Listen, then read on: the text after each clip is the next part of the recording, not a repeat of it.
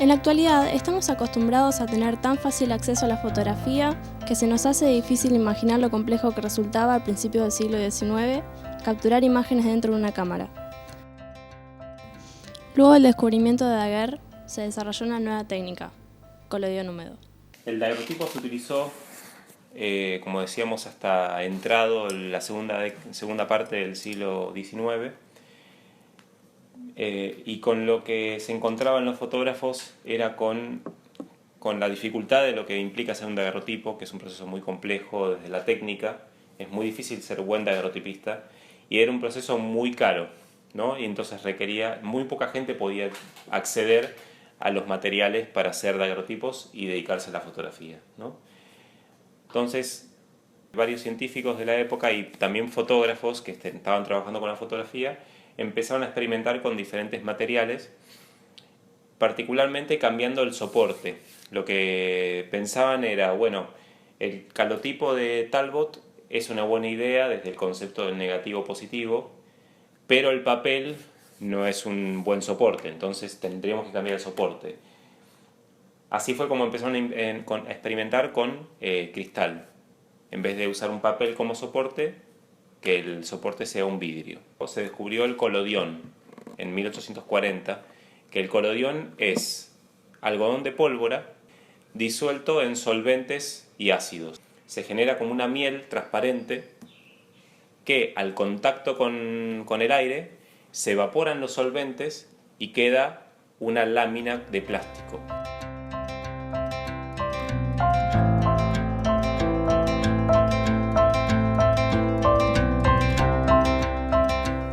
Y este colodión también se adhería al cristal, entonces se dieron cuenta que era un buen soporte que puede alojar una imagen fotográfica.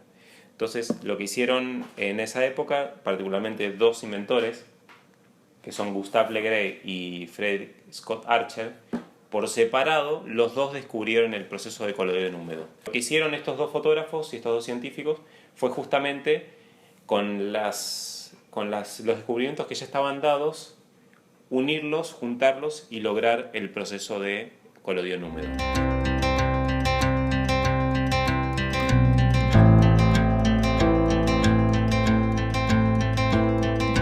¿Qué pasa? Fíjense que una particularidad de este proceso es que puede ser negativo y positivo a la vez.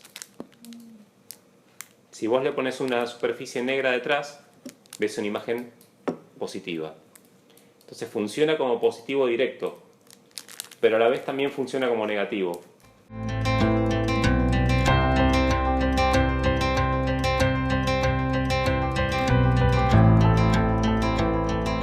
Una particularidad del proceso, y es lo que le da el nombre de colodión húmedo, es que todo el proceso tiene que suceder desde que uno prepara la placa tirándole la emulsión de colodión, la sensibiliza, la revela y la fija. Todo el proceso tiene que suceder con la placa húmeda. No se nos puede secar la emulsión. La complicación que esto traía en la época y hoy día también es que todo el proceso de fotografiar tiene que suceder con el laboratorio a mano. Digamos, uno sacaba la foto acá y tenía que tener un laboratorio cerca para poder revelar, emulsionar y hacer todo el procesado. Por eso es que se utilizaban laboratorios portátiles. Entonces era un proceso muy complicado y muy tedioso al momento de hacerlo fuera del laboratorio, digamos, fuera del estudio, ¿no? Entonces, por eso es que la fotografía de colodión húmedo se utilizó principalmente para hacer fotografías de retratos.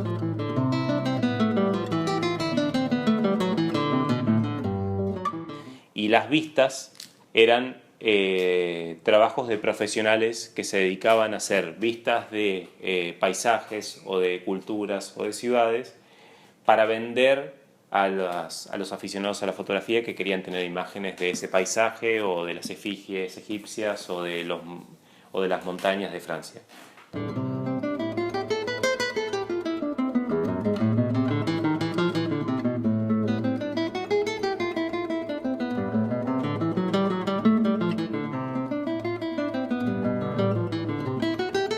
Usos del proceso, como veíamos, tenemos el ambrotipo, es el positivo directo de cámara, sobre vidrio. El otro ejemplo es el ferrotipo. que es el positivo directo de cámara, también mismo proceso. Lo único que cambia es que en vez de usar vidrio, usás chapa negra. Al usar chapa negra, el resultado es que vos tenés directamente la imagen en positivo. ¿Cómo se lleva a cabo este proceso? El primer paso es limpiar y pulir la placa de vidrio para sacar la totalidad de la suciedad o polvo que pueda haber en ella, ya que son propensos a la contaminación. Si queda la placa contaminada, el colodión no se adhiere al vidrio. Para esto es necesario carbonato de calcio y alcohol. Se vierte esta mezcla sobre la placa y con movimientos circulares se dispersa sobre toda la superficie. Se sigue dispersando el producto hasta que se ve una película de carbonato. El vidrio se comienza a pulir y la película de carbonato a retirarse. Cuando la película es completamente retirada, se termina de limpiar con alcohol y el vidrio ya está listo. El segundo paso consiste en pasarle clara de huevo a los bordes del vidrio ya limpio con un hisopo para que el colodión se adhiera mejor.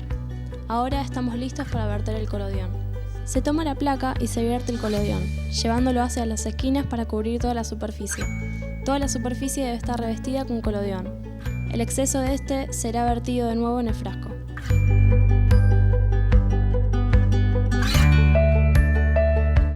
Cuando la placa está cubierta de la solución, debe llevarse rápidamente al cuarto oscuro y ser sumergida en nitrato de plata. El trayecto debe ser corto y rápido, ya que se debe evitar que se seque la placa. El nitrato de plata se enlaza con el ioduro y bromuro y se obtiene una solución con haluros de plata, que es sensible a la luz. Luego de esto, la placa húmeda ya está lista.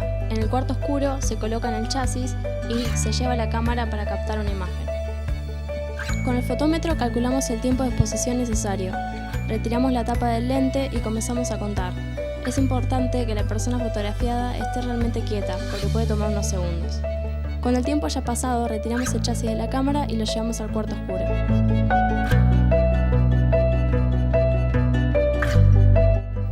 En el cuarto oscuro abrimos el chasis, retiramos la placa de vidrio y la volcamos sobre el revelador, el cual está compuesto por sulfato de hierro y ácido acético.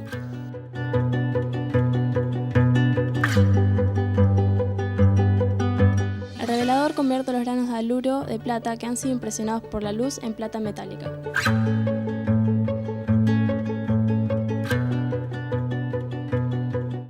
Cuando la imagen comienza a aparecer, aproximadamente a los 15 segundos, se corta el revelado con abundante agua.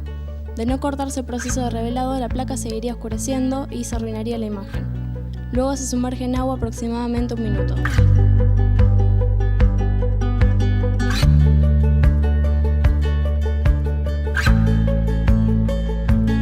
Cumplido un minuto, se pasa la placa al fijador, el cual está compuesto de tiosulfato de sodio, para remover el haluro de plátano expuesto. A los 3 minutos aproximadamente, nuestra imagen estará lista. Solo hace falta barnizar si queremos mantenerla en mejor estado.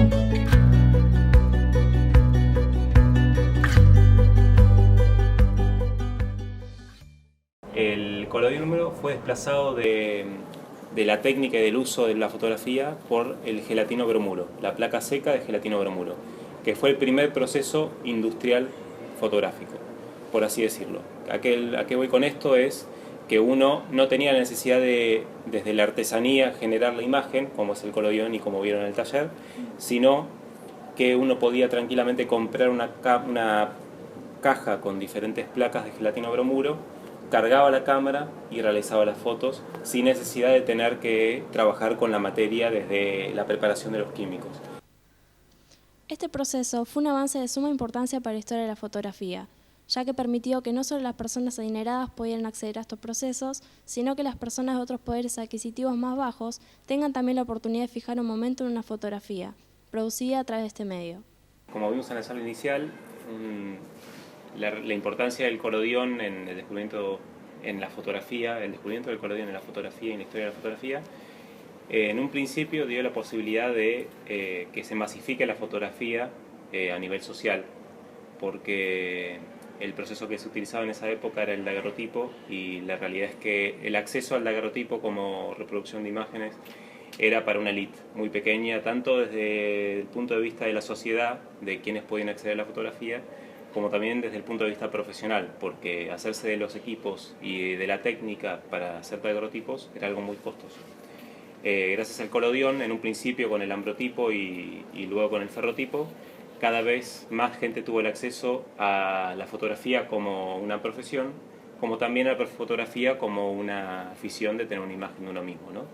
El claro ejemplo es, si vemos la diferencia entre los fotografiados en los ambrotipos, en los principios del collodion en 1850 a 1860, y el contraste de qué gente pudo acceder a la fotografía y cuáles son las fotos que se ven en los ferrotipos más cerca del 1860 y 1870. En esa época, cada vez más la clase trabajadora podía acceder a la fotografía.